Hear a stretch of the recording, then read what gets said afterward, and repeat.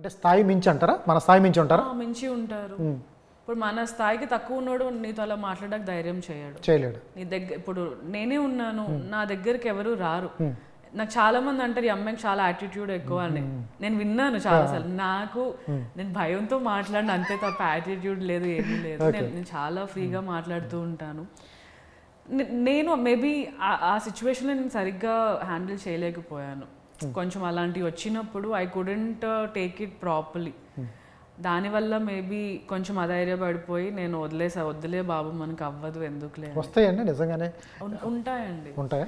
కంప్లీట్గా ఉండదు అని చెప్పను, కంప్లీట్గా చెడ్డవాళ్ళని చెప్పను. There are very beautiful people in the industry.